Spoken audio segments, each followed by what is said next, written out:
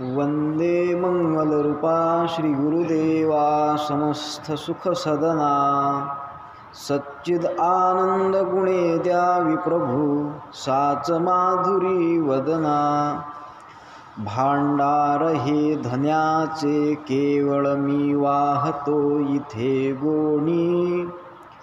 व्हावा सुकाळ सकळा वंचित राहू नये म्हणून कोणी।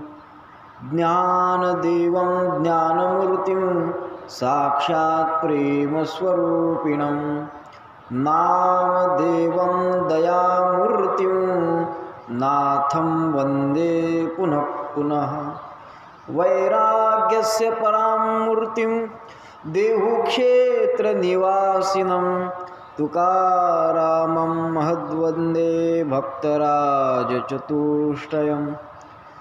जे का त्याग तपे स्वयंभू घडले जे वंद्य झाले जना।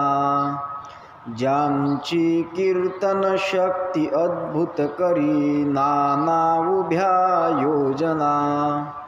सेवा मूर्ती अपूर्व पाहुनी उठे मानव्यते जागुनी। वंदू श्री गुरु गाडगेश्वर सदा आदर्श संताग्रणी। श्रीमंजुलाभृन्मणिमाणिकेशं श्रीखञ्जरीशं जनहृन्निवेशं।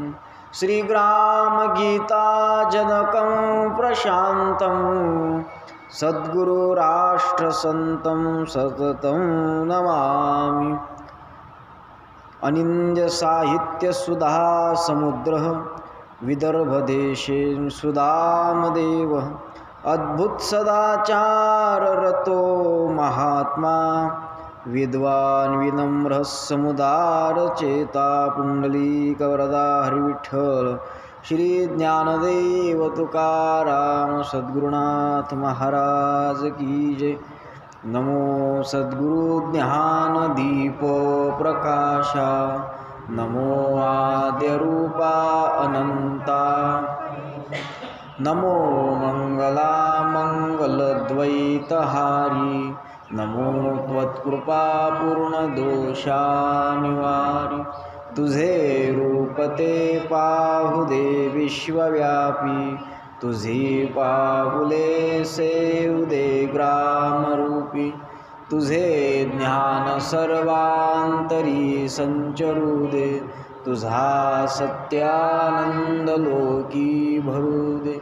खरे नाम निष्काम ही ग्राम सेवा झटू सर्व भावे करू स्वर्ग गावा।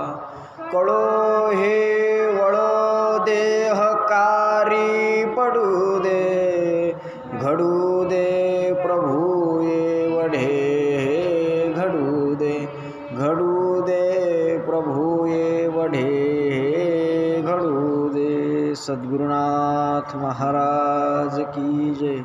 माऊली ज्ञानेश्वर महाराज की जय। जगद्गुरु तुकाराम महाराज की जय। तपोमूर्ती संत गाडगे महाराज की जय। राष्ट्रसंत तुकडोजी महाराज की जय।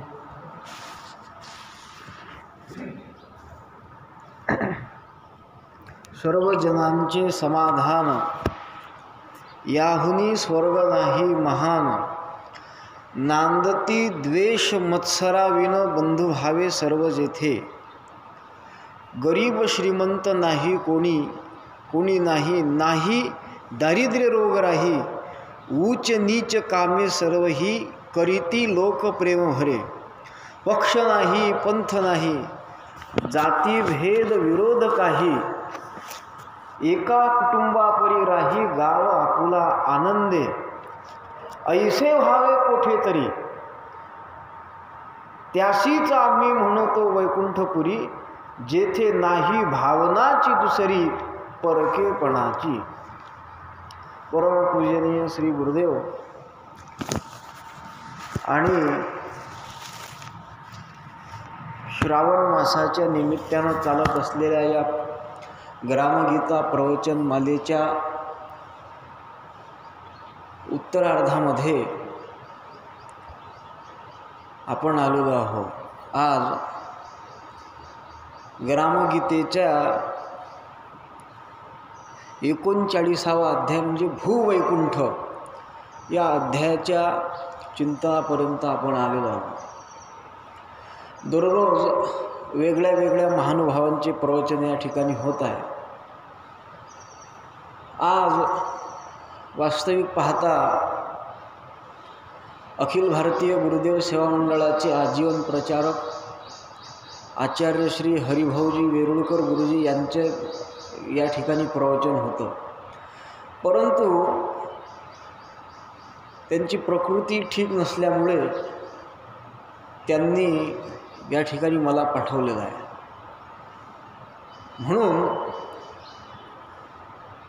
आज त्यांच्या ठिकाणी मी या अध्यायाचा थोडक्यात भाव स्पष्ट करण्याचा प्रयत्न करणार आहे. वास्तविक पाहता महाराजांचा एक एक अध्याय नाही, एक एक ओवी नाही, एक शब्द इतका महत्त्वाचा आहे की त्या शब्दावरही महिना महिना वर्ष वर्ष प्रवचन होऊ शकतील. इतकं आहे. ओम नमोजी विश्वचालकामधल्या फक्त ओमवर वेदांताचार्य नांदुरकर गुरुजींनी 1 महिना प्रवचन केलं होतं, फक्त ओमवर. इतकं त्यांच्या शब्दाचं मोल आहे. म्हणून पूर्ण अध्याय सांगता येणार नाही, परंतु अध्यायाचं नेमकं तात्पर्य काय आहे ते आपण पाहण्याचा थोडक्यात प्रयत्न करू. हा जो अध्याय आहे या अध्यायाचं नाव आहे भूवैकुंठ. सरळ सरळ या पृथ्वीवर वैकुंठ निर्माण करण्याचं त्याचा भाव स्पष्ट होतो त्या नावातून. परंतु ह्या अध्यायाचं चिंतन केलं तर हा अध्याय ग्रामगीतेच्या ज्ञानकांडामधला अध्याय आहे. प्रत्येक ग्रंथाला 3 कांड असतात, कर्मकांड, उपासनाकांड आणि ज्ञानकांड. सगळे ग्रंथ वेदापासून सगळे. भगवद्गीतेला ज्ञानेश्वर महाराजांनी असं म्हटलं आहे की कांडत्रय स्वरूपिणी श्रुतीच ही कोडी सवाणी. ही श्रुती आहे कशी? कांडत्रय स्वरूपिणी. कर्मकांड, उपासनाकांड, ज्ञानकांड. ग्रंथ 16 राष्ट्रसंत तुकडोजी महाराजांनी लिहिलेली सामुदायिक प्रार्थना आपण रोज म्हणतो. त्या रोज म्हणत असलेल्या प्रार्थनेमध्ये सुद्धा 3 कांड आहे.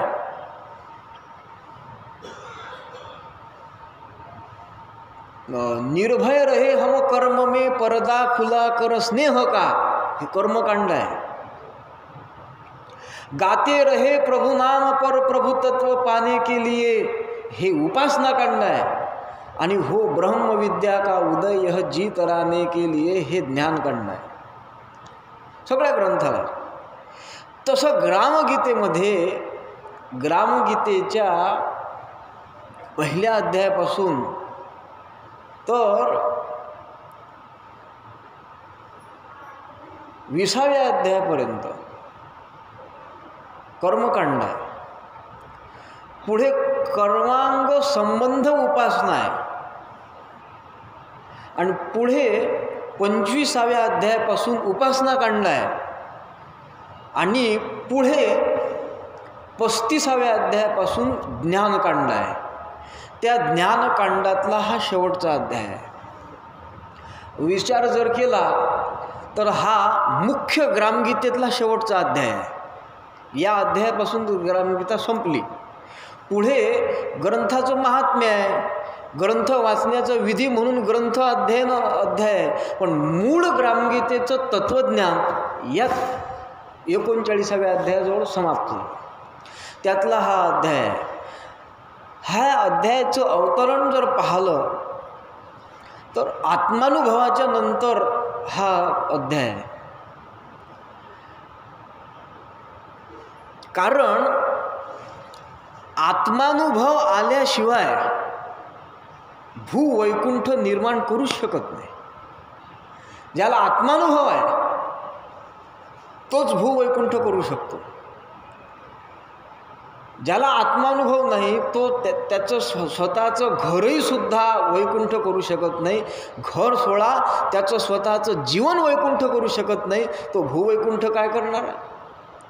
म्हणून आधी आत्मानुभव सांगितला, नंतर ग्राम कुटुंब आणि त्याच्यानंतर भूवैकुंठ.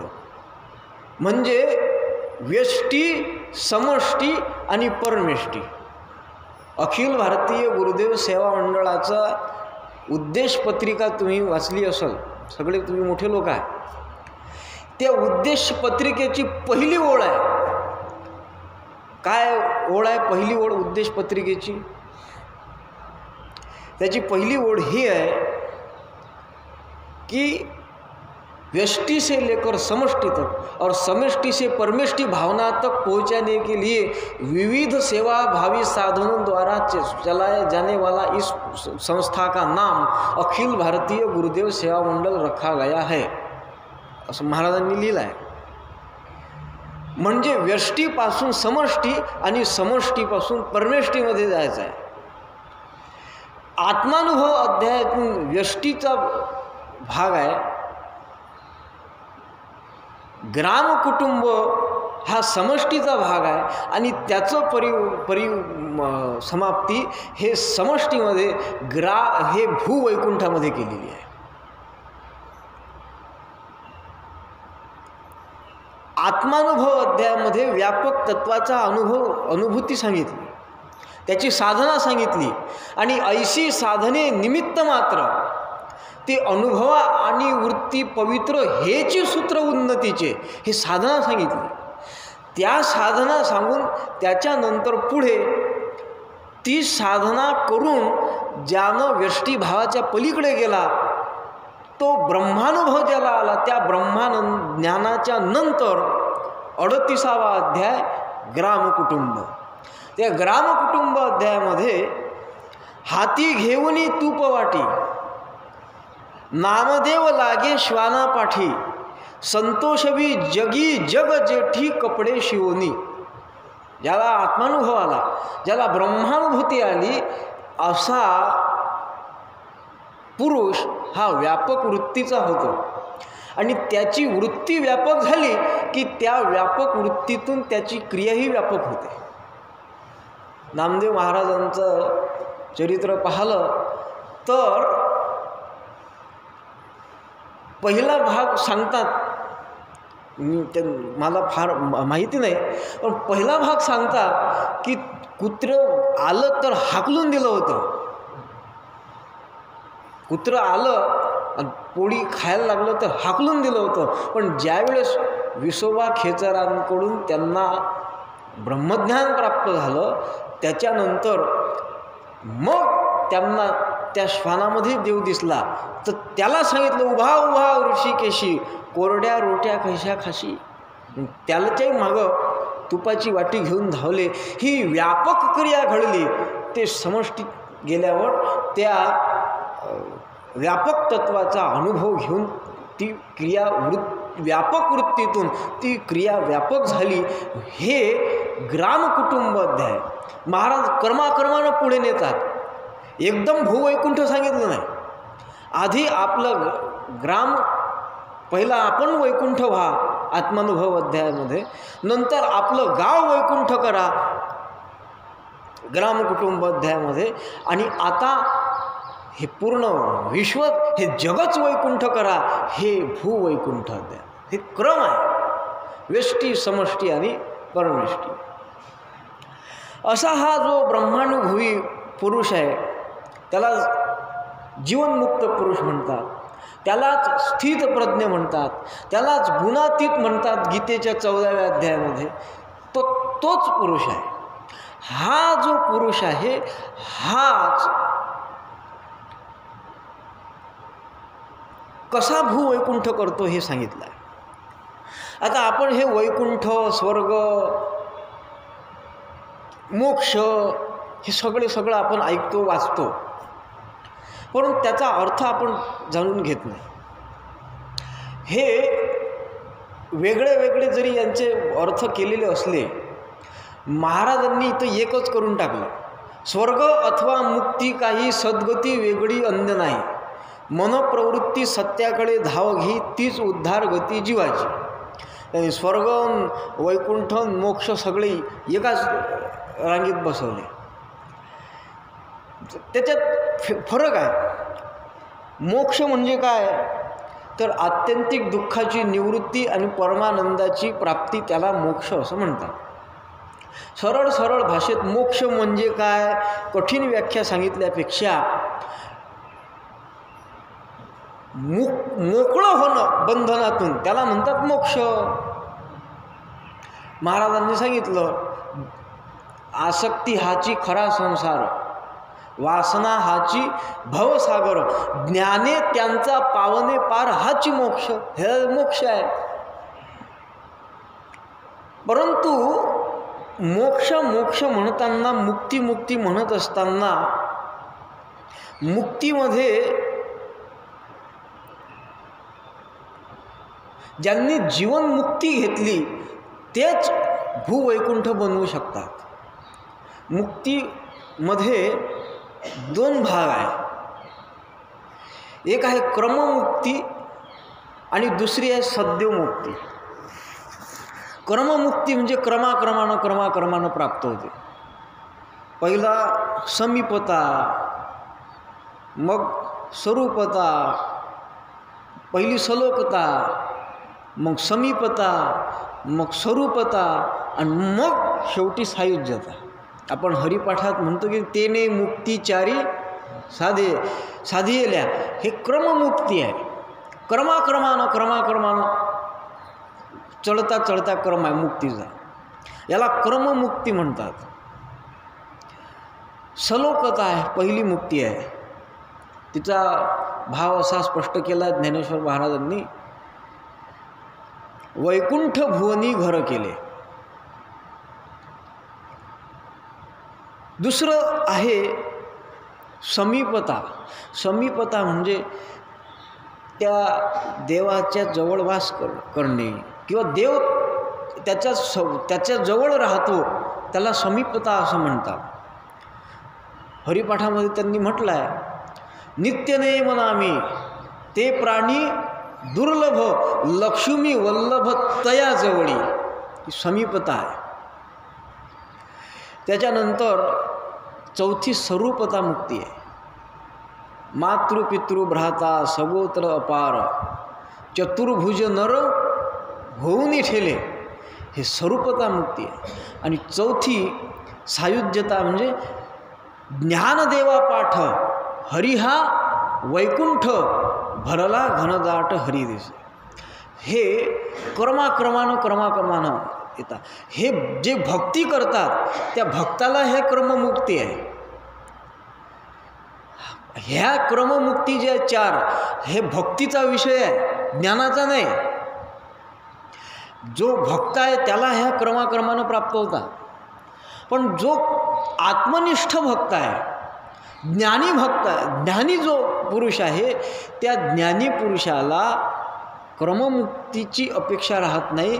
तर तो आत्मनिष्ठ पुरुष हा सद्योमुक्ती, जीवनमुक्तीची अपेक्षा करतो. जीवनमुक्ती म्हणजे काय?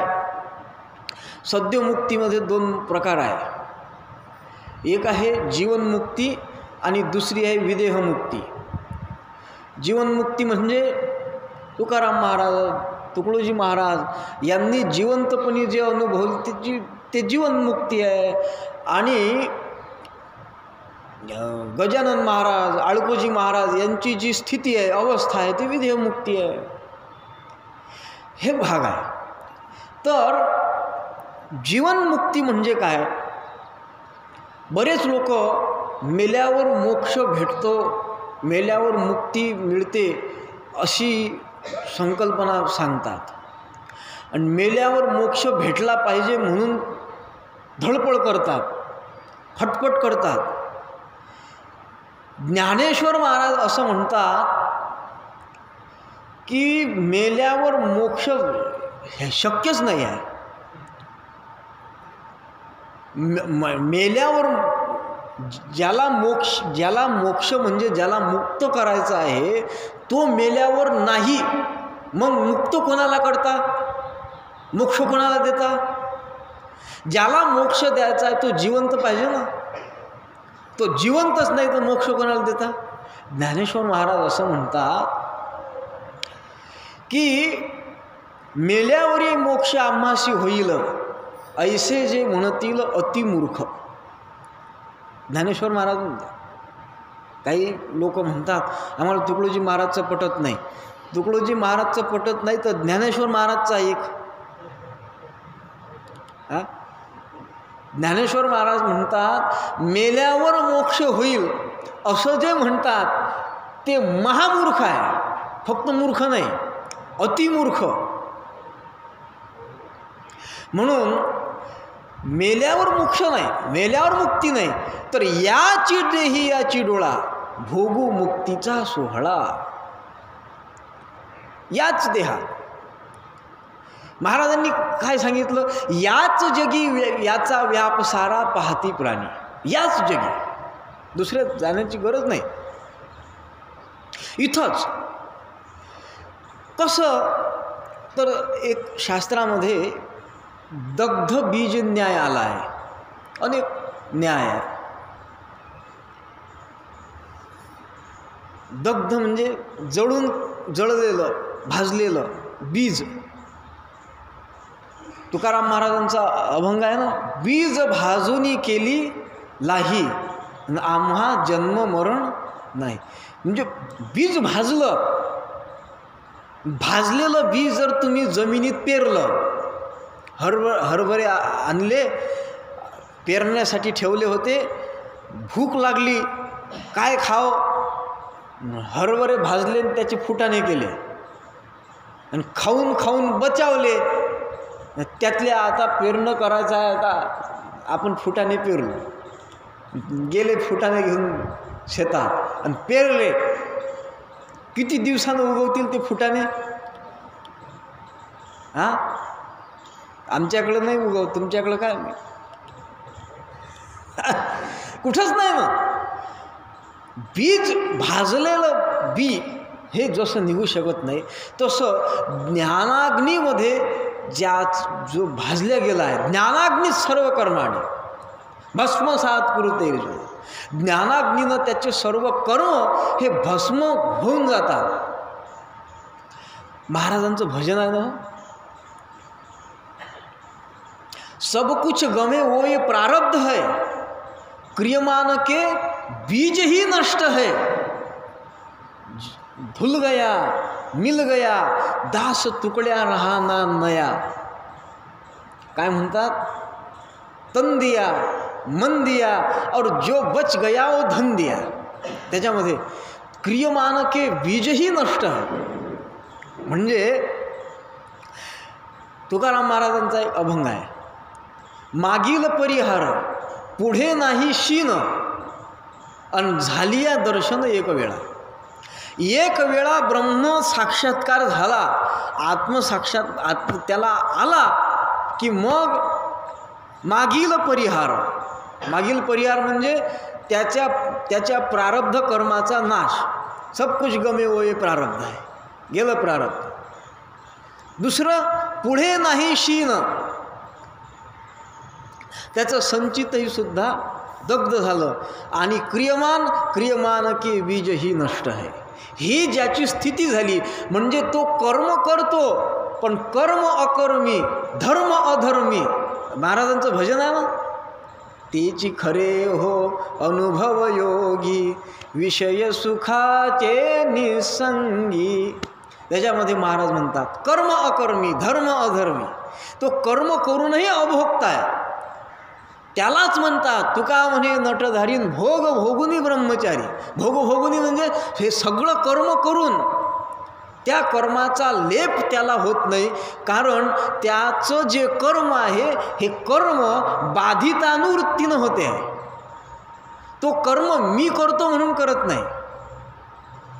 जसं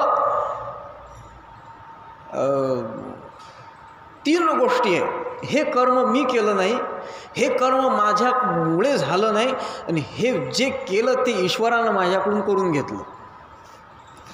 निष्काम कर्म कशाला म्हणतात, हे कधी होते? महाराजांनी निष्काम कर्माची व्याख्या केली आहे ग्रामगीतेमध्ये. सोपी व्याख्या आहे. ते म्हणतात निषिद्ध आणि सकाम कर्म तैसेची त्यागुनी अहम मम, जगासाठी करावेत श्रम ईश्वरार्पण बुद्धीने, हेची गीतेची शिकवणूक वारंवार निश्चयात्मक. हे निष्काम कर्म आहे. पण हे निष्काम कर्म त्यावेळी होते ज्यावेळी अहम आणि मम दोन गोष्टी जातात. आणि अहम आणि मम हे तेव्हा जातात जेव्हा त्याला आत्मानुभव होतो, जेव्हा त्याला ब्रह्म साक्षात्कार होतो, तेव्हाच हे जातात. मग त्याची स्थिती काय होते? मी माझे दे ओळखोनियो, मी आणि माझं हे नेमकं काय आहे हे ओळखून देते. ज्याला आपण खोट्याला मी आणि माझं म्हणतो ते माझं नाही, ते मी नाही हे समजलं की मग त्याचं कर्म होते निष्काम कर्म. हे जे अशी ज्याची स्थिती होते त्याला म्हणतात जीवनमुक्त, त्याला म्हणतात जीवनमुक्ती. त्याला मोक्षासाठी मुक्तीसाठी इथून कुठं जाण्याची गरज नाही. एक श्लोक आहे, नान्यत्र गमनम स्थानम मोक्षोस्ति सुरसुंदरी अज्ञान ग्रंथी भेदो मोक्ष इति उच्यते. मोक्ष जर तुम्हाला पाहिजे तर मोक्ष प्राप्त करण्यासाठी तुम्हाला कुठंही स्वर्गात, वैकुंठात, कैलासात कुठंही जाण्याची गरज नाही. स्वर्गात जाऊन कोण सुखी झाला? मी असं विचारतो, स्वर्गामध्ये जर सुख असतं, स्वर्गामध्ये जर सर्व सुख संपन्नता असती, स्वर्गामध्ये जर खरं वैभव असतं, तर स्वर्गाचा राजा इंद्र अहिल्याजवळ कशासाठी आला असता पृथ्वीवर? एवढ्या मोठ्या अप्सरा स्वर्गात आहे म्हणतात. अमृताची सरोवरे, कामधेनूची खिल्लारे हे स्वर्गात आहे. अप्सरा आहे, उर्वशी, मेनका, तिलोत्तमा हे 7 अप्सरा आहे तिथं. एवढं सगळं आहे, परंतु तेवढ्या सुंदर अप्सरा तिथं असताना अहिल्यासाठी तो कुत्रा बनून आला होता ना इंद्र पृथ्वीवर. किती म्हणजे स्वर्गात सुख आहे का? एरवी स्वर्गस्थळी गेला तरी कुकर्मे दुःखची देवेंद्राला, आणि 99 यज्ञ करून झाला सर्प नहुष अहंकारे. म्हणून स्वर्गातही सुख नाही, वैकुंठातही सुख नाही.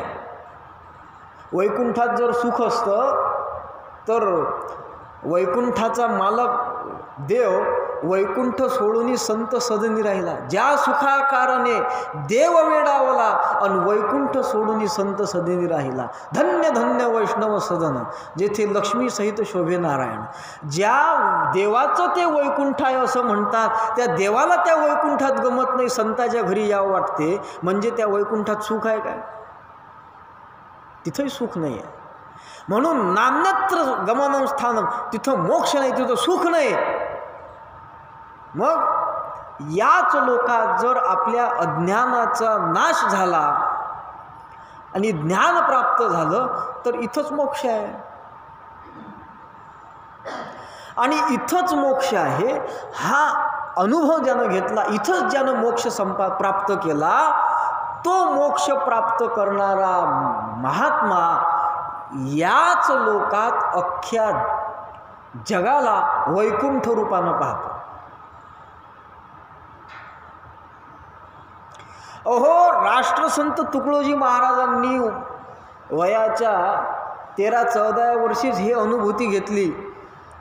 आणि हे अनुभूती घेऊन धावत्या पावलांनी लाखो गावींच्या शिला चैतन्य उठवल्या आणि लीला केली. आणि काय लीला केली तर भू वैकुंठ गावोगावी धन्य तुझी कृपा खून, जय देवी ग्रामगीता अवतार विश्व. इथंच वैकुंठ निर्माण केलं, इथंच.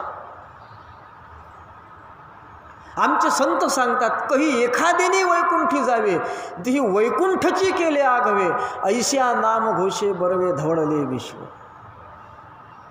कोणी एखाद्यानं वैकुंठात जावं आणि वैकुंठाचं सुख भोगावं हे आमच्या संताला मान्य नाही. आमचे संत सांगतात की ती वैकुंठची केले आघवे, हे वैकुंठ आम्ही हे सगळं तुका म्हणे त्यांनी केली वैकुंठ मेदिनी. हे पृथ्वीच वैकुंठ बनवायची आहे, हेच वैकुंठ भुवन बनवायचं आहे, हे प्रत्येक ग्राम वैकुंठ भुवन बनवायचं आहे. त्याच्यासाठी तर ग्रामगीता लिहिली. स्त्रिया मुले होतील आदर्शपूर्ण हा ग्रंथ घरी होता पठन, आणि ग्राम होईल वैकुंठ भुवन वाचता वर्तता ग्रामगीता. कुठं वैकुंठात जाता, गाव वैकुंठ करायचा. गाव वैकुंठ झालं की तालुका वैकुंठ होईल. प्रत्येक गाव वैकुंठ झाल्यावर प्रत्येक तालुका वैकुंठ, प्रत्येक तालुका वैकुंठ झाल्यावर प्रत्येक जिल्हा वैकुंठ होईल. प्रत्येक जिल्हा वैकुंठ झाला की प्रत्येक राज्य वैकुंठ होईल. प्रत्येक राज्य वैकुंठ झालं की देश वैकुंठ होईल. आणि प्रत्येक देश वैकुंठ झाला की अख्खं जग वैकुंठ भुवन झाल्याशिवाय राहणार नाही. हे तो वैकुंठ बनवण्याची साखळी महाराजांनी सांगितली आहे. त्याच्यासाठीच ग्रामगीता लिहिली आहे. म्हणून वैकुंठ म्हणजे काय, तर वैकुंठ हे परमात्माच आहे. वैकुंठ स्वरूप परमात्म्याची प्रतीती सर्वत्र अनुभवायला येणं यालाच भूवैकुंठ असं म्हणतात. वर जायची गोष्टच केली नाही वैकुंठात. महाराजांचा श्लोक आपण सगळे म्हणतो, सहयोग समतासे यही सृष्टी करे हम स्वर्गसी. काय म्हणतात महाराज, सहयोग समतासे यही सृष्टी. यही सृष्टी शब्द महत्त्वाचा आहे त्यातला. हेच सृष्टी, हेच जग, हेच पृथ्वी आम्हाला स्वर्ग बनवायची, आम्हाला वैकुंठ बनवायची आहे. आम्हाला वैकुंठात जाण्याचं नाही. आम्हाला स्वर्ग नको आणि मोक्ष नको, तो तुच्छ दिसे ममता हो अमुचे प्रेम गुरुपदीला. आम्हाला तिथं जाण्याची गरज नाही, आम्हाला इथंच पाहिजे. म्हणून त्यांनी ही सर्वत्र प्रतीती घेतली वैकुंठ स्वरूप परमात्म्याची सगळीकडे. जगद्गुरु तुकाराम महाराजांचा एक अभंग आहे. ते असं म्हणतात, तुका म्हणे अवघे झाले एकमय आणि परलोकाची चाड काय आता. हे जर सगळं एकमय झालेलं आहे, एक म्हणजे ब्रह्म, हे सगळं जर ब्रह्ममय झालं, हे सगळं जर मीच आहे, मीच आहे सगळ्याच कारण, माझ्याच आत्म्याचे विशालपण, हे सगळं मीच आहे. मज विरहित कोणी नुरला, अणुरेणू माझी मीच संचला, ऐसा अनुभव येता झाला पूर्णयोगी. हे माझ्या विरहित कोणीच नाही, माझ्याशिवाय जगात काय अहो जगच नाही माझ्याशिवाय, फक्त मीच आहो. हे ज्याची स्थिती झाली त्याला कुठं परलोक आहे आणि कुठं स्वलोक आहे. सगळं मिथ्या आहे, त्याच्यासाठी काहीच नाही आहे. त्याच्यासाठी हे जगच नाही आहे. जन नोहे हा अवघा जनार्दन, ही त्याची स्थिती होते. म्हणजे सरळ सरळ भाषेत संतांच्या दृष्टीनं स्वर्ग वैकुंठ हे वर नाही, तर ज्ञानेश्वर महाराजांनी हरिपाठामध्ये एका अर्ध्या चरणामध्ये वैकुंठाची व्याख्या केली आहे. आणि पुढे भूवैकुंठाची कसं करायचं ते सांगितलं आहे. अर्ध्या चरणात सांगतात ज्ञानेश्वर महाराज की ज्ञानदेवा पाठ हरी हा वैकुंठ. वैकुंठ कोण आहे, हरीच वैकुंठ आहे. हरी हा वैकुंठ. आणि मग भूवैकुंठ कसं करायचं, तर त्याची भावना करायची कशी, भरला घनदाट हरी दिसे, भूवैकुंठ आहे.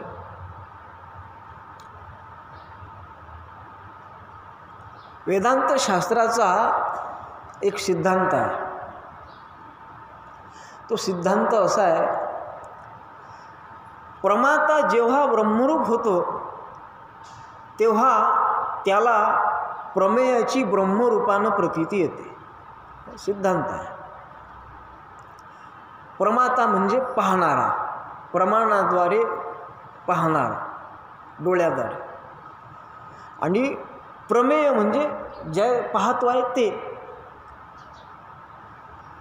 ज्या परमात्म्याला पाहलं ज्यांनी देव पाहला तोच देव झाला. तुकाराम महाराज म्हणतात की देव पाहायासी गेलो, देवची होऊनी ठेलो. आज सकाळीच्या सामुदायिक ध्यानामध्ये भजन म्हटलं आहे, त्याच्यामध्ये असं आहे, हरी म्हणता हरी होतो आणि हरिरूपी जाणूनी राहतो. हेच गोष्ट आहे. हरी म्हणता हरी होतो आणि हरिरूपी जाणूनी राहतो. म्हणजेच परमात्मा जेव्हा ब्रह्मरूप होतो तेव्हा त्याला प्रमेयाची ब्रह्मरूपानं प्रतीत येते. म्हणजे तो देव पाहायला गेला की तोच देव होतो. तो वैकुंठ बनवायला गेला की तोच वैकुंठ होतो. वैकुंठ म्हणजे काय? त्यासाठी आधी मी कोण आहो हे समजलं पाहिजे. आधी आत्म्याचा अनुभव आला पाहिजे स्वतःला. म्हणून आत्मानुभव अध्याय 37. नंतर आत्म्याचा अनुभव आला, तो महाराजांनी म्हटलं ना आत्मानुभव अध्यायामध्ये, मग दिसेल तो श्रीहरी व्यापला याच देही, अशी एक ओवी आहे. शेवटी आहे, मग ओवी लक्षात नाही.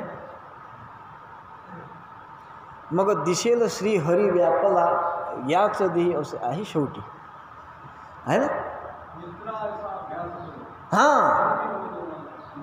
हां, मग दिसेल तो श्रीहरी याच शरीरी व्यापला असा आहे.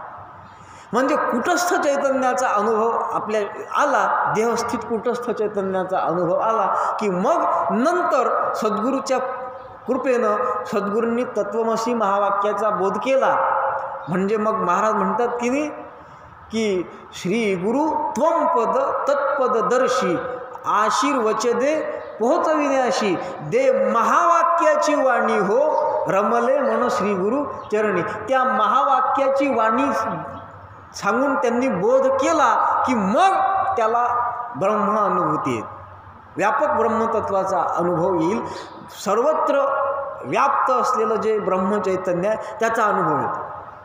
जगद्गुरु शंकराचार्यानं म्हटलं आहे, आदो ब्रह्मास्मित्यम अनुभव उदिते खलु इदम ब्रह्म पश्चात. पहिले मी आत्मा आहो हे अनुभव घ्यायचा आणि नंतर हा आत्मा ब्रह्मरूप आहे हा अनुभव नंतर घ्यायचा.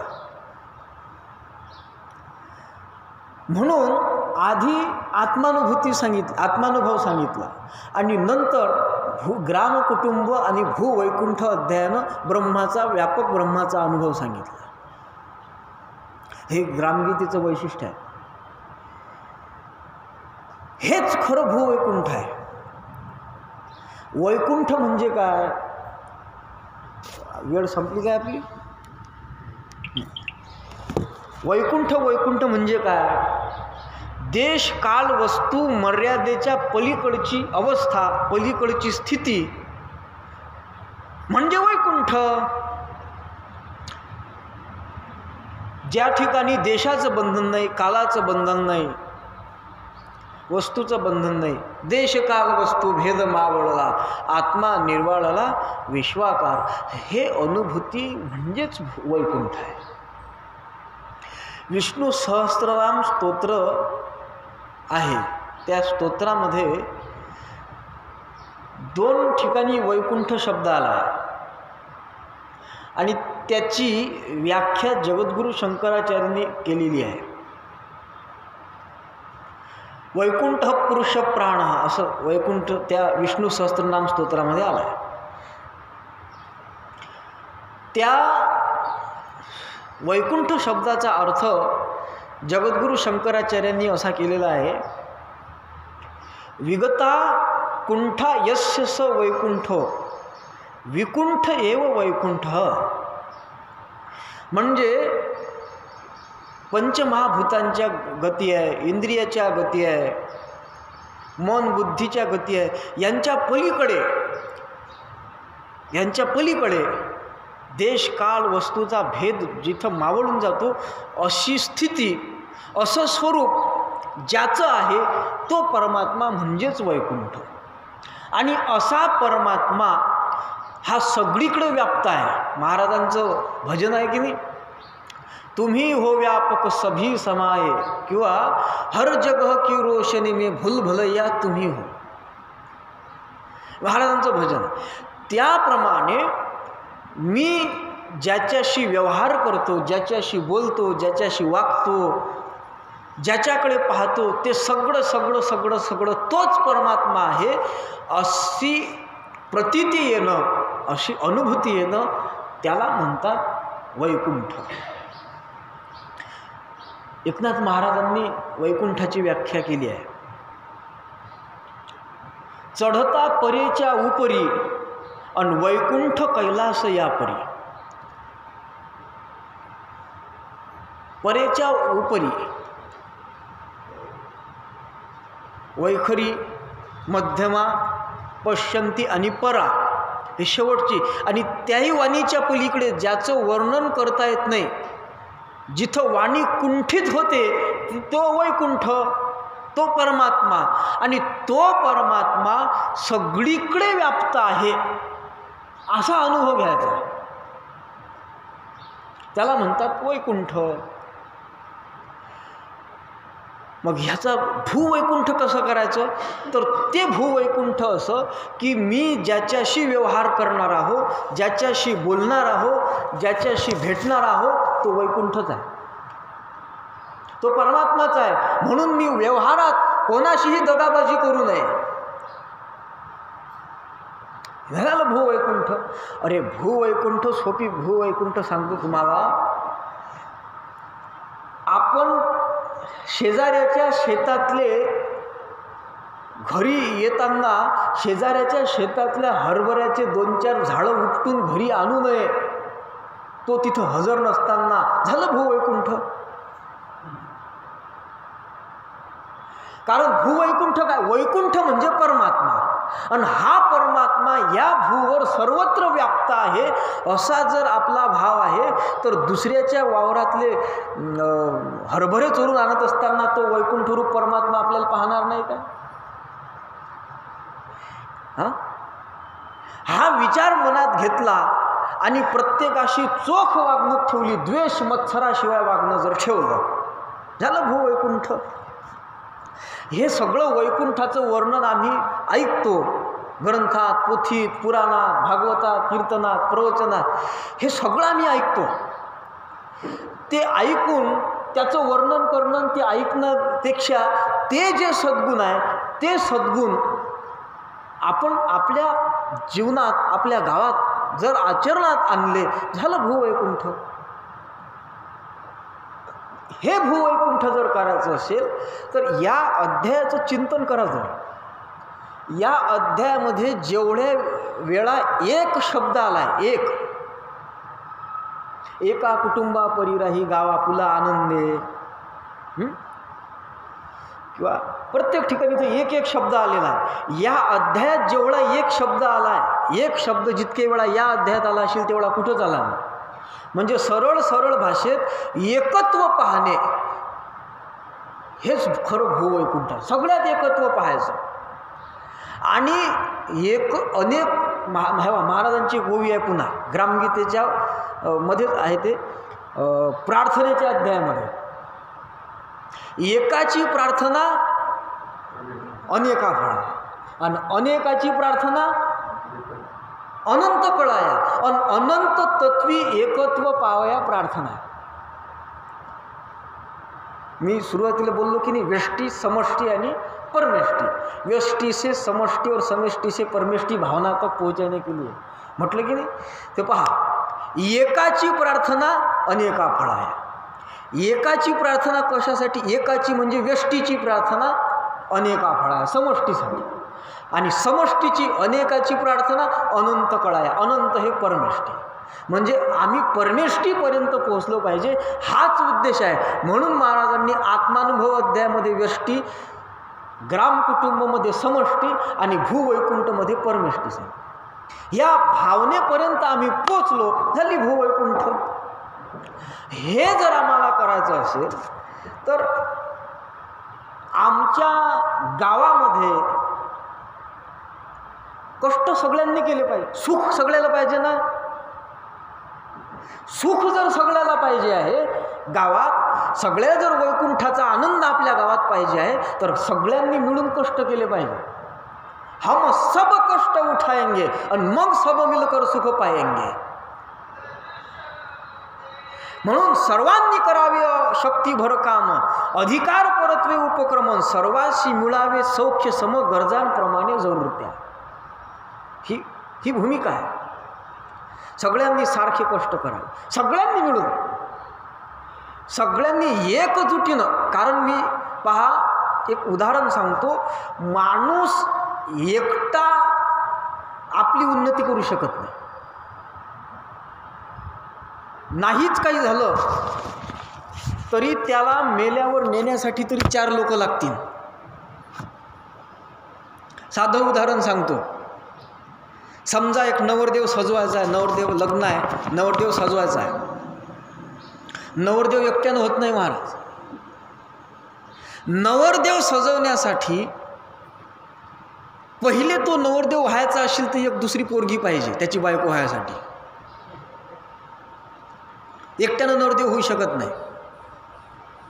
बरं ती पोरगी आहे, हा नवरदेव आहे, पण नवरदेव सजवण्यासाठी त्याचा बूट दुसऱ्या दुकानातून आणावा लागते, म्हणजे बूटवाला पाहिजे. त्याचा कोट दुसऱ्या दुकानातून आणावा लागते, म्हणजे कोटवालाही पाहिजे. तो कोट शिवत असताना त्याचा पहिले कापड तयार करणारा पाहिजे, त्याच्या अगोदर पहिले कापूस पिकवणारा पाहिजे.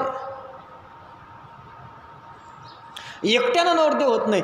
एक तिळाचा लाडू खायचा आहे तर तिळाचा लाडू खाण्यासाठी सगळ्यात पहिली गोष्ट शेती पाहिजे, शेतकरी पाहिजे. त्या शेतकऱ्यानं त्याच्या तीळ पिकवला पाहिजे. तो तीळ बाजारात उपलब्ध झाला पाहिजे, म्हणजे व्यापारी पाहिजे. तो तीळ विकणारा पाहिजे. तो घरी आणल्यानंतर त्या तिळाचा लाडू बनवणारी पाहिजे.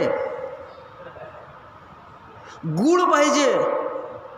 आणि तो म्हणजे एक तिळाचा लाडू बनवण्यासाठी किती लोक लागले. यातला एक जरी वगळला, एक जर कमी केला तर तिळाचा लाडू बनवू शकत नाही. म्हणजे सगळ्यांचीच गरज आहे. म्हणून सगळे जर एकत्रित राहून एक भावनेनं जर राहून त्यांनी आपलं काम केलं तर सगळ्यांना आनंद उपभोगता येतो. सगळ्यांनीच करायचं. लग्नात जेवण करायला जावं लागते. गावात आपल्या शेजारच्या घरी लग्न आहे, त्याच्या घरी जेवण करायला जावं लागते आणि त्याच्या घरचं आमंत्रण आपल्याला असलं पाहिजे. जर नसलं तर त्यानं का आपल्याला आमंत्रण दिलं का म्हणून आपण वाद घालतो. मग आमंत्रण असलं पाहिजे, जेवण करायला गेलो पाहिजे, हे जसं आपल्याला समजते तसं त्याच्या घरी लग्नात 2 पंक्त्या वाढू लागल्या पाहिजे हेही समजलं पाहिजे ना. म्हणजे कोणती अडचण निर्माण होणार नाही आपल्या गावात, कोणतीच अडचण निर्माण होणार नाही. सगळ्यांनी ते मिळून केलं पाहिजे. आणि लग्नाची संकल्पना ही महाराजांनी पहिले सांगितलं. हे काही मी माझ्या खिशातलं सांगून राहिलो नाही, माझाच नव्हे हा विचार, हा अनेक संत ग्रंथांचा विचार हाच आहे, तोच मी सांगतो म्हणतात की नाही महाराज. अरे रामायणातलीच पद्धती आहे हे सामूहिक विवाह पद्धती. महाराजनं स्पष्ट सांगितलं, नवीन काहीच न सांगेन जुन्याचे देणे देवाचे. लोक म्हणते तुमच्या तुकडोजी बुवानं नवीन सांगितलं. नवीन काहीच नाही सांगितलं ना. रामायणामध्ये राम, लक्ष्मण, भरत आणि शत्रुघ्न चौघाचे लग्न एकाच दिवशी एकाच मंडपात लागले. ती संकल्पना महाराजनं आणली.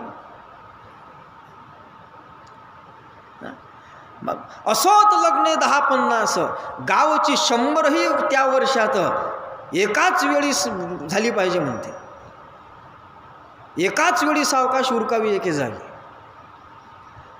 प्रसन्न वेळ आणि सज्जन तोच मुहूर्त सुख संपन्न, तोच खरा मुहूर्त आहे.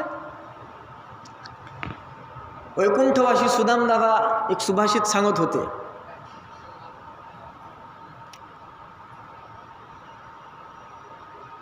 ते असं म्हणत होते की किम कुर्वन्ति शुभग्रहम वसिष्ठ दत्त लग्नश्च राम किम भ्रमते वनः. मुहूर्तावर जर योग्य काळ होते हे तुम्ही म्हणता, ओघाओघानं विषयाला म्हणून सांगतो, कर्मण्यहि प्रधानत्वम किम कुर्वन्ति शुभग्रह, तुमचं कर्मच प्रधान आहे, तुमचं कर्मच तुम्हाला सुखदुःखाचे भोग देते. शुभग्रह आणि अशुभ ग्रह काय करतात? जर शुभ अशुभ ग्रहामुळे काही गोष्टी घडल्या असत्या तर ते सुभाषितकार सांगतात वसिष्ठ दत्त लग्नश्च रामम क्रीम भ्रमते वनः. भगवान रामचंद्राच्या राज्याभिषेकाचा मुहूर्त वसिष्ठासारख्या महान ऋषीनं काढला होता, तरीही त्या मुहूर्तावर, वसिष्ठ ऋषीनं काढलेल्या मुहूर्तावर रामाला वनवासाला जावं लागलं. काय तात्पर्य आहे मुहूर्ताचं? म्हणून एकाच दिवशी लग्न करा, म्हणजे एक सांगितलं सगळं. सगळे मिळून एकजुटीनं काम कष्ट करा, एकजुटीनं सुख भोगा, एकजुटीनं लग्न करा. आपल्या गावात प्रत्येकानं हे जर नियम पाळले तर आपलं गावच भूवैकुंठ होईल. ग्रामगीतेची आरती जी सुदामदादांनी लिहिली की नाही ते वाचून पाहतो, किंवा दुमदुमवा कानो कानी ही ग्रामगीतेची वाणी, हे जे त्यांनी आव्हान गीत लिहिलं आहे वाचून पहा. वैकुंठीचा प्रेमानंद, कृतयुगीचा समतावाद, प्रत्यक्ष अनुभवा ग्रंथी या ग्रंथात अनुभवा. म्हणून या दृष्टीनं आपले प्रयत्न असले पाहिजे. आपल्या गावामध्ये सगळ्यांची संपत्ती संतती ही सगळ्यांची आहे, एकजुटीनं वागणं हेच खरं भूवैकुंठ आहे. आपल्या गावामधल्या अनिष्ट गोष्टी एकजुटीनं बंद करून इष्ट गोष्टी एकजुटीनं निर्माण करायच्या. आता शाळेत गॅदरिंग होते, शाळेमध्ये गॅदरिंग होते ना, त्याला सांस्कृतिक कार्यक्रम असं म्हणतात. परंतु मी त्याला मेलो तरी सांस्कृतिक कार्यक्रम म्हणणार नाही. जगाच्या पाठीवरचा सगळ्यात विकृतिक कार्यक्रम म्हणजे शाळेतलं गॅदरिंग. आमच्या लहानपणी शाळेत ते गाणे वाजत होते देशावरचे, आणि त्याच्यावर मग ते काही कार्यक्रम होत होते. आता कार्यक्रम 26 जानेवारीचा, गॅदरिंग 26 जानेवारी निमित्त, प्रजासत्ताक दिनानिमित्त, उत्सव देशाचा, गाणं सिनेमाचं, आणि त्याच्यावर पोरपोरी नाचतात. हे संस्कृती आहे की विकृती आहे? याच्याही पुढचं बोलतो खवशे गुरुजी, याच्याही पुढचं बोलतो, एक काळ असा होता माणसं रात्रीच्या वेळेत जात होते आणि नाचणारीवर पैसे उधळत होते. ते नाचणारी पैसे उधळणाऱ्याची कोणीच राहत नव्हती, कोणीच राहत नव्हती, तिच्यावर पैसे उधळत होते.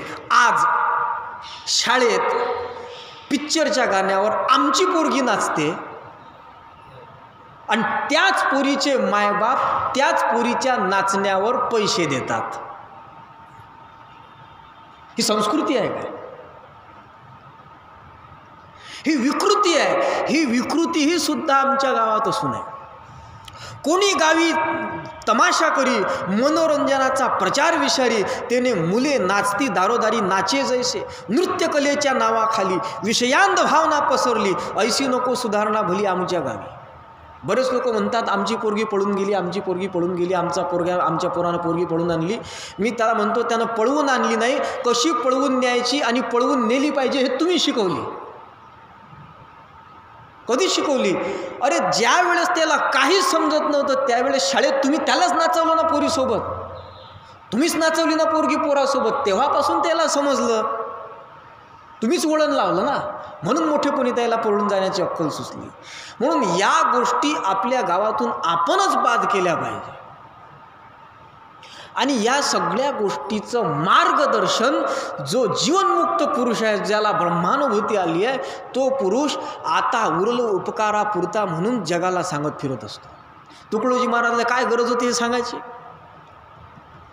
तुकडोजी महाराज स्वतःच्या बालपणीच आनंदामृत ग्रंथ लिहायच्या अगोदरच जीवनमुक्त काय हो विदेह दशेपर्यंत पोचले होते, जीवनमुक्तीचे पलीकडे गेले होते. विदेहदशेत गेले होते. जगाच्या पाठीवरचा एकमेव संत आहे हा तुकडोजी महाराज, का तो विदेह दशेतून पुन्हा जीवनमुक्तीत आला आणि तुमच्यासाठी झटला. एकमेव आहे जगाच्या पाठीवर, एकही नाही. कोणी संताचं चरित्र वाचून पहा, एकमेव आहे. गजानन महाराजाच्या अवस्थेत गेला आणि गजानन महाराजाच्या अवस्थेतून वापस आला. परात्पर स्थिती विश्वची नाही, हे जे संताची चौथी कोटी सांगितली आहे की संत स्वरूपाध्यायात, त्या कोटीत जाऊन पुन्हा तिसऱ्या कोटीत आले वापस, तुमच्यासाठी ग्रामगीता लिहासाठी, तुमच्यासाठी हा आश्रम निर्माण करासाठी, तुमच्या कल्याणाचा विचार करासाठी.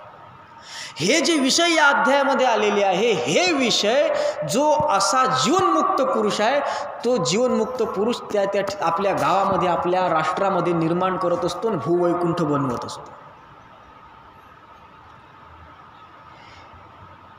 हे आमच्या गावामध्ये असलं पाहिजे. त्याकरिता आमच्या गावामध्ये उत्सव केले पाहिजे. त्याकरिता आमच्या गावामध्ये आमच्या सर्वांचं ऐक्य असलं पाहिजे, सर्वांमध्ये प्रेम असलं पाहिजे. आणि म्हणून त्याच्यासाठीच महाराजांनी प्रार्थना काढली आहे. महाराजांनी काय सांगितलं आहे पहा, थोडासा वेळ झाला तर होऊ द्या, 2, 4, 5, 10 मिनिट. एक ओवी आहे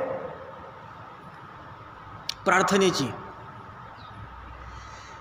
देश धर्म पंथाचे भांडण न मिटे ऐक्य प्रेमाविन, आणि ते प्रेम साधावया प्रार्थने समान पातळी नाही उत्तम. हे प्रार्थना म्हणजे वैकुंठ, भूवैकुंठ निर्माण करण्याची एक काय म्हणू त्याला आपण, गुरुकिल्लीच आहे. ऐक्य प्रेम हेच भूवैकुंठ आहे. जिथं ऐक्य प्रेम आहे तेच भूवैकुंठ आहे. नांदती द्वेष मत्सराविन बंधुभावे सर्व जिथे, हेच तर भूवैकुंठ आहे. मग हे ऐक्य आणि प्रेम सांगतो तुम्हाला. महाराजनं फक्त ऐक्य म्हटलं नाही, प्रेम म्हटलं, आणि फक्त प्रेम म्हटलं नाही, ऐक्य म्हटलं. दोन्ही जोडीनं पाहिजे. दोघांतलं एक कमी असलं तर भूवैकुंठ होत नाही. धर्मपंथ देशाचे भांडण न मिटे ऐक्य प्रेमावे. ऐक्य आणि प्रेम,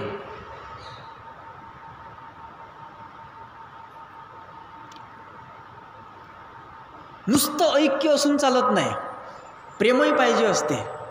प्रेम नसेल तर ऐक्याला काही किंमत नाही, ते ऐक्य टिकत नाही. मग लय जण येतात, आपण सारे एक जावं, झालं गेलं सारं आपण विसरून जाऊ, पण अंतःकरणात प्रेम नसते, बोलण्यात असते, आपण सारे एकच आहोत.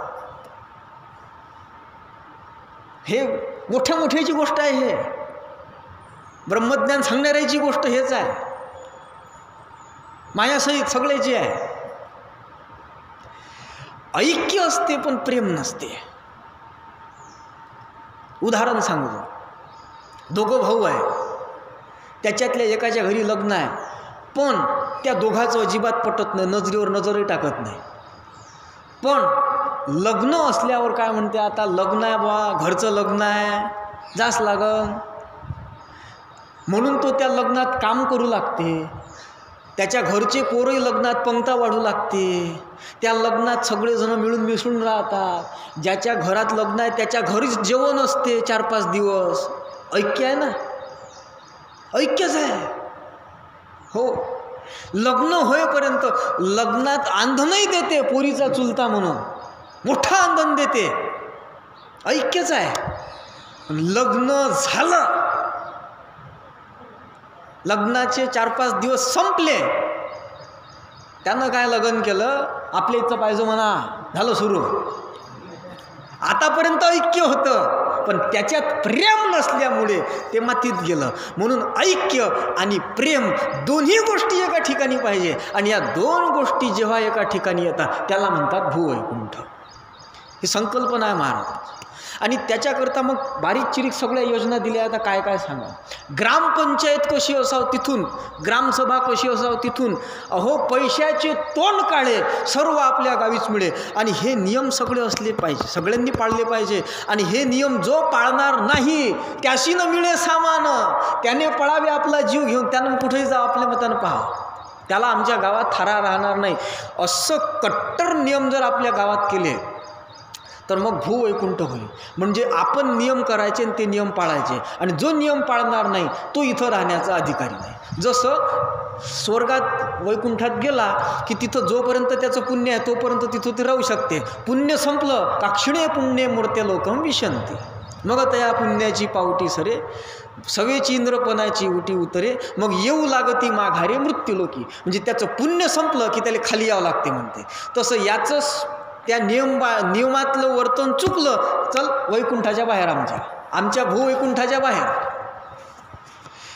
हे ज्या वेळेस आपण करू त्यावेळेस या ठिकाणी भूवैकुंठ म्हणजे याच भूमीवर वैकुंठ निर्माण झाल्याशिवाय राहणार नाही. म्हणजे तात्पर्य हे आहे की आमच्या जीवनामध्ये आम्हाला एकच करायचं. आपण जेवताना एक श्लोक म्हणत असतो जेवणाच्या वेळेस, 15व्या अध्यायातला गीतेच्या, ब्रह्मार्पणम ब्रह्म हवीर ब्रह्माग्नो ब्रह्मणाहुतम ब्रह्मैव तेन गंतव्यम ब्रह्म कर्म समाधीना. हा या श्लोकानुसार आपला व्यवहार झाला भूवैकुंठ.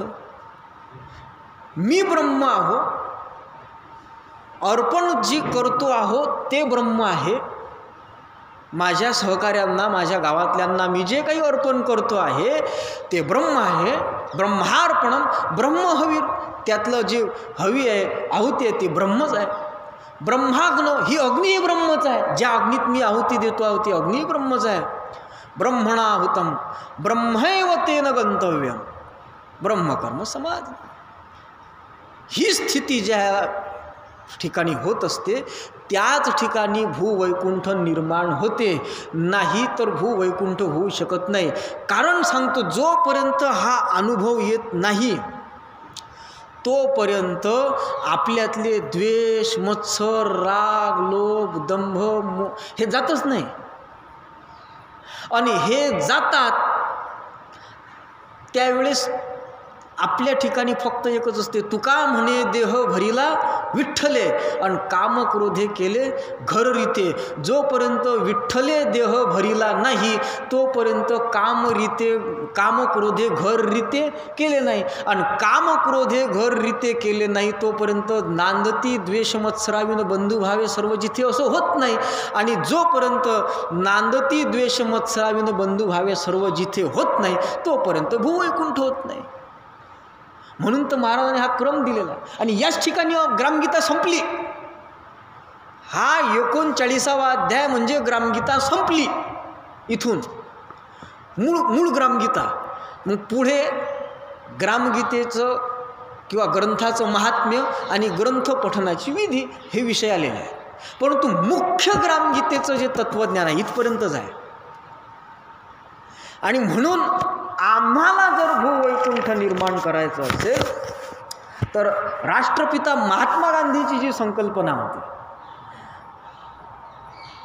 प्रभू येशू ख्रिस्ताची जी संकल्पना होती, काय संकल्पना होती प्रभू येशू ख्रिस्ताची? प्रभू येशू ख्रिस्ताची संकल्पना ही होती की त्यांची संकल्पनाची होती की आकाशातल्या बापाचं राज्य या जगात यावं. प्रभू येशू ख्रिस्ताच्या बायबलमध्ये त्यांची संकल्पना हीच होती. काय संकल्पना होती? तर आकाशातल्या बापाचं राज्य या पृथ्वीवर निर्माण हो. त्यांची प्रार्थना ऐका तुम्ही, ख्रिश्चन धर्माची वाचली असेल तुम्ही, आपल्या पुस्तकात आहे सक्रिय पाठाच्या. हे आकाशातील बापा, तुझं राज्य या पृथ्वीवर येवो, आमची आजची भाकर आम्हाला मिळो, अशीच त्याची प्रार्थना आहे. म्हणजे आकाशातील बापा तुझं राज्य या पृथ्वीवर येवो ही जी प्रभू येशू ख्रिस्ताची प्रार्थना होती, तीच प्रार्थना सगळ्या साधू संतांची होती. ज्ञानेश्वर महाराजांची काय प्रार्थना होती? किंबहुना सर्व सुखी पूर्ण होनी तीही लोकी भजी जो आदी पुरुखी अखंडित. अवघाची संसार सुखाचा करीन आनंदे भरीन तिन्ही लोक. हेच तर भूवैकुंठ आहे. एकनाथ महाराज म्हणतात, काय म्हणतात की माय जगन्नाथ बाप जगन्नाथ अनाथाचा नाथ जगन्नाथ एका जनार्दनी एकपणी उभा चैतन्याची शोभा शोभत असे. त्याचं काय सुरुवात की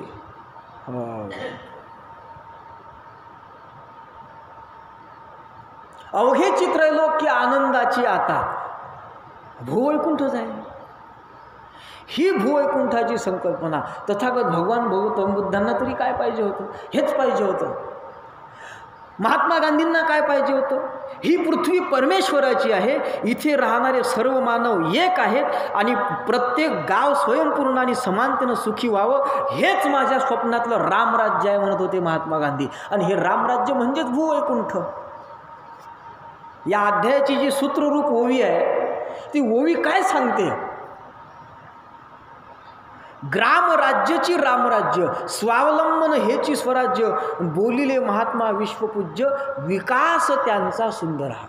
हेच भूवैकुंठ आहे. या ग्रामगीतेचं मूळ सूत्रच भूवैकुंठ बनवण्याचं आहे. ही जी ग्रामगीतेच्या 5,500 ओव्या आहे ना, ऋग्वेदामधल्या एका मंत्राचा विस्तार म्हणजे 5,500 ओव्या आहे. आणि तो ऋग्वेदातला मंत्र विश्वम पुष्टे ग्रामम अस्मिन्न नातुरम, हे जे सूत्र पहिले आलं आहे ग्रामगीतेच्या पहिल्या पानावर, या एका सूत्राचं भाष्य, याचं विवरण, याचा विस्तार म्हणजे या 5,500 ओव्या आहे. आणि त्यात सूत्राचा अर्थ काय आहे? त्या सूत्राचा सरळ अर्थ आहे की भूवैकुंठ इथं निर्माण व्हावं, प्रत्येक गाव हे भूवैकुंठ व्हावं, हाच त्या सूत्राचा भाव आहे. आणि तोच भाव या ग्रामगीतेच्या पानात आहे, ग्रामगीतेच्या ओवीमध्ये सामावलेला आहे. आणि म्हणून हे भूवैकुंठ निर्माण व्हावं, या ग्रामगीतेच्या माध्यमातून हीच खरी तळमळ महाराजांची. सुदामदादांनी आवाहन गीतामध्ये स्पष्ट म्हटलेलं आहे, सेवा ही क्रांतिमय येथे, नव विश्वची उदया येते यातुनी, ईश्वरी राज्य न्यायाचे शोषणादीव्र हितसाचे गाविया, प्रत्यक्ष फलश्रुती लाभे, वैकुंठ भूवरी शोभे राष्ट्रीया, अवतार कार्य जीवनी, दैव जिंकुनी, करा सुखदानी, ही ग्रामगीतेची वाणी सुजन हो, दुमदुमवा कामका. हे महत्त्वाची गोष्ट. आणि हे भूवैकुंठ जर निर्माण करायचं असेल तर नुसतं या भूवैकुंठ अध्यायाचं वाचन करून, या भूवैकुंठ अध्यायावर निबंध लिहून, या भूवैकुंठ अध्यायावर प्रवचन करून भूवैकुंठ निर्माण होणार नाही. म्हणून ज्यांनी सुरुवातपासून ग्रामगीता या अध्यायापर्यंत ऐकत आलेले श्रोते आहेत, ज्यांनी या ग्रामगीतेच्या 37व्या अध्यायामध्ये आत्मानुभव घेतलेला आहे, अशा आत्मानुभवी श्रोत्यांना महाराज सांगतात, आता तुम्ही आत्मानुभव घेतला ना, मग तुम्ही आत्मानुभव घेतल्यावर जीवनमुक्त झाले ना, हो महाराज, मग जीवनमुक्त झाल्यावर तुमची स्थिती कशी झाली? तस्य कार्यम न विद्यते. भगवद्गीतेनं सांगितलं, त्याला आता काहीही कर्तव्य शिल्लक राहिलेलं नाही.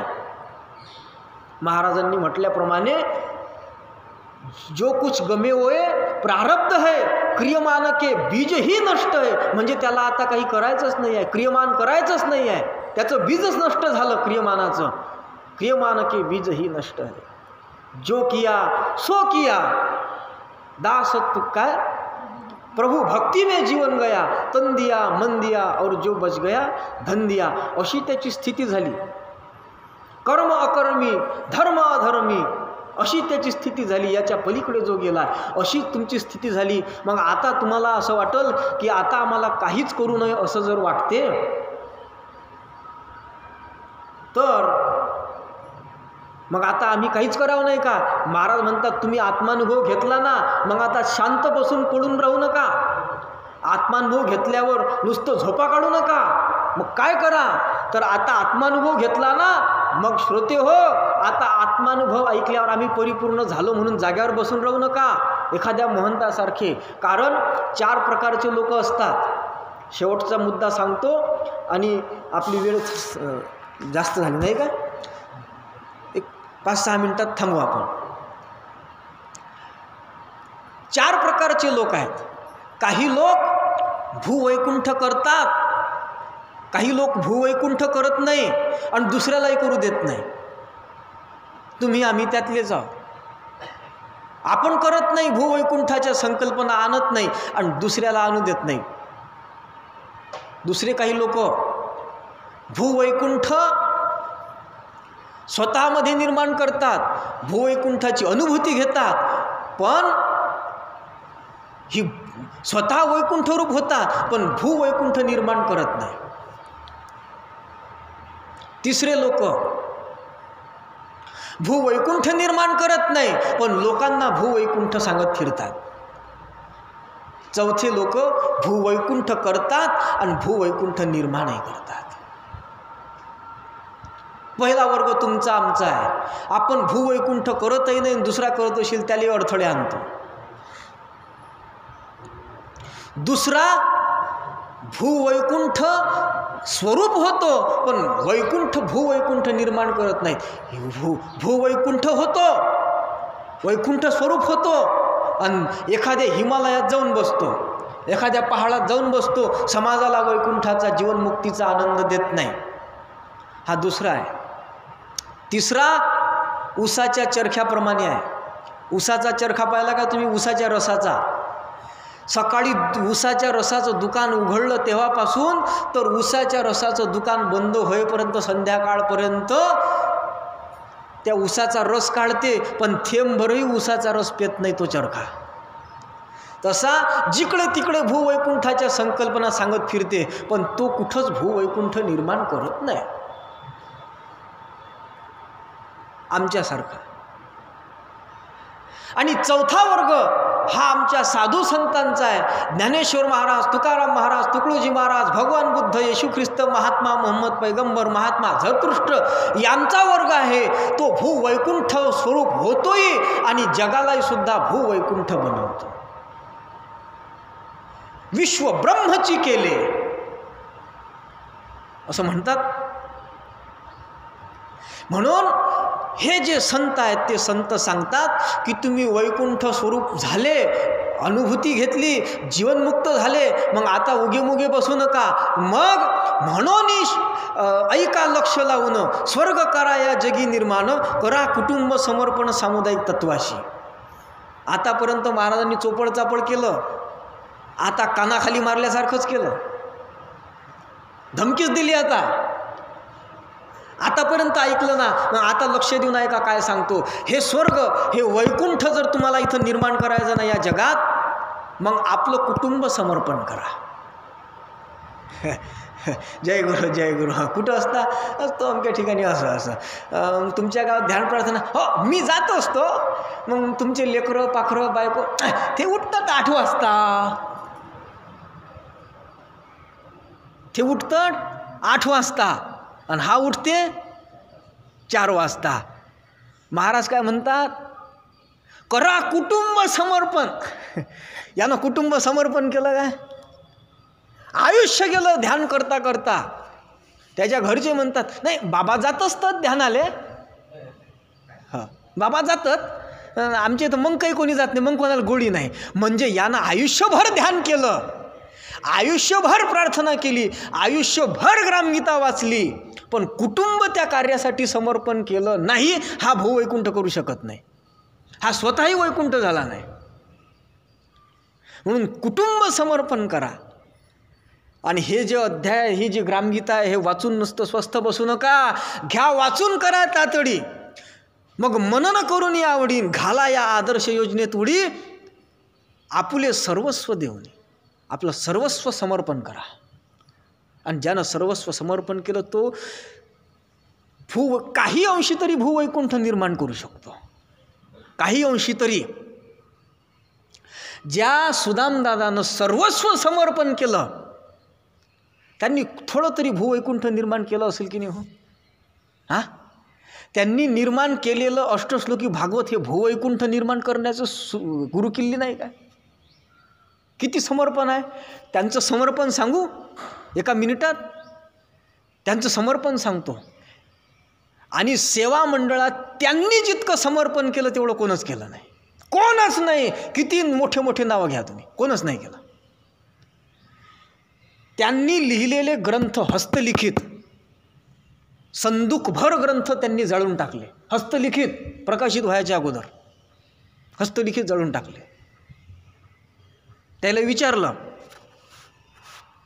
की दादा तुम्ही एवढे मोठे ग्रंथ लिहिले, जाळून टाकले, हस्तलिखितच प्रकाशितही होऊ नाही दिले. त्यावर सुदामदादाचं उत्तर आहे का? सुदामदादाचं उत्तर आहे त्याच्यावरचं, आपल्या गुरु महाराजांच्या साहित्याचं 5 स्टार हॉटेल लागलेलं आहे. आपल्या गुरु महाराजांच्या साहित्याचं 5 स्टार हॉटेल लागलेलं आहे आणि त्या 5 स्टार हॉटेलच्या समोर आपलं भज्याचं दुकान लावावं काय म्हणे. सुदामदादाचं उत्तर आहे. हे समर्पण आहे. किती समर्पण आहे. प्रचाराचार्य केशवदास रामटेके गुरुजी, काय समर्पण आहे, किती समर्पण आहे. त्याचा याच ठिकाणी सेवा गौरव पुरस्कार झाला होता, इथंच झाला होता.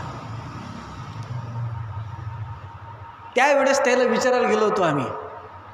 गोपाल भाऊ सालोडकर, दवंडे महाराज होते, मी होतो, आम्ही काही 5, 7, 10, 12 तरुण होतो. त्यावेळेस त्याला विचारायला गेलो होतो का तुमचे आम्ही कार्यक्रम घेऊन राहिलो, तुमचा पुरस्कार देऊन राहिलो, सत्कार घेऊन राहिलो, तुमचे काही नातेवाईक असतील, कौटुंबिक लोक असतील तर त्याच्याबद्दल तुम्ही आम्हाला सांगा, आम्ही त्याला निमंत्रित करू. म्हणे मला कोणीच माहीत नाही, परमानंद सोडून मला कोणीच माहीत नाही.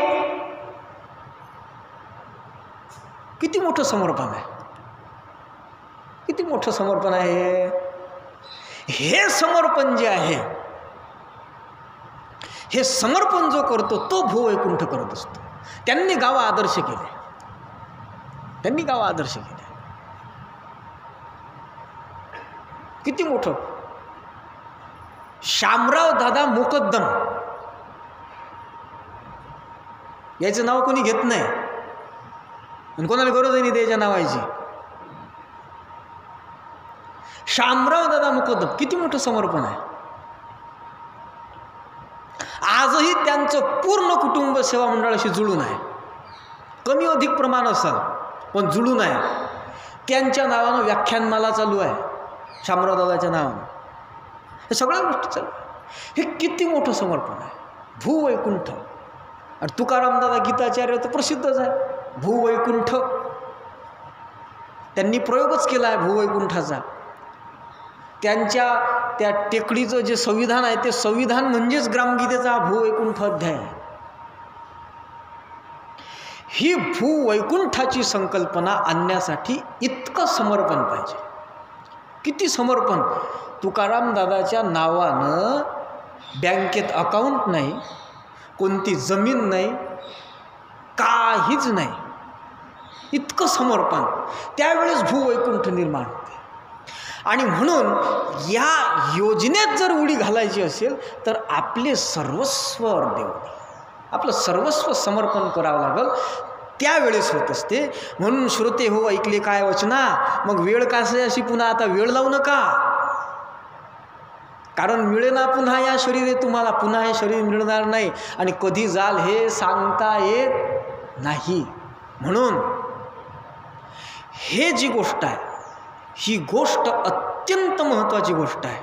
आणि हे भूवैकुंठ जर आपण या ठिकाणी निर्माण केलं तर आपलं ज्ञान, भक्ती, वैराग्य या ज्या काही आपल्या जीवनात आपण घेतलेल्या काही गोष्टी आहेत, कोणी ज्ञान मार्ग अवलंबलेला आहे, कोणी भक्तीचा मार्ग आहे, कोणी वैराग्याचा आहे, कोणी कोणता मार्ग असेल, हा मार्ग ज्यानं जो अनुभवलेला आहे त्याच्यामध्ये परिपूर्णता त्याला जर प्राप्त करून घ्यायची असेल तर ती फक्त आणि फक्त याच मार्गाने होऊ शकते.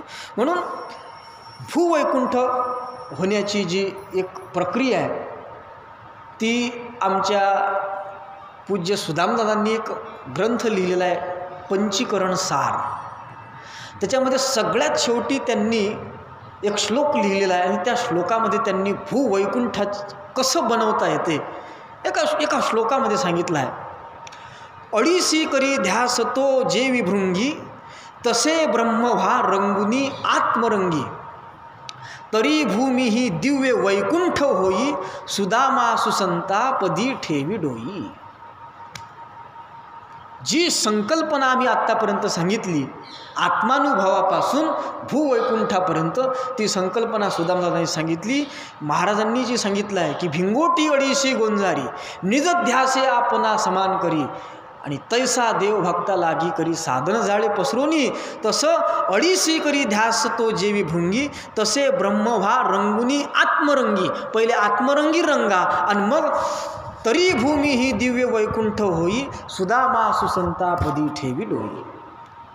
ही भूवैकुंठाची संकल्पना तुमच्या आमच्या जीवनामध्ये साकार करून, तुमच्या आमच्याकडून आपण सगळे प्रचारकच असल्यामुळे नाही आपल्याला अख्खी मेदिनी, अख्खं हे जग वैकुंठ बनवता आलं, अख्खं विश्व आपला देश वैकुंठ बनवता आला, आपलं गाव वैकुंठ बनवता जरी आलं नाही तरी निदान पक्षी आपलं स्वतःचं जीवन आणि स्वतःचं कुटुंब तरी वैकुंठ बनवता यावं, ही प्रार्थना राष्ट्रसंतांच्या चरणी करून हे प्रवचन सेवा राष्ट्रसंतांच्या चरणी समर्पित करूया. सर्वेत्र सुखिनः सन्तु सर्वे सन्तु निरामया, सर्वे भद्राणि पश्यन्तु मा कश्चित् दुःखमाप्नुयात्. ओम शांति शांति शांति.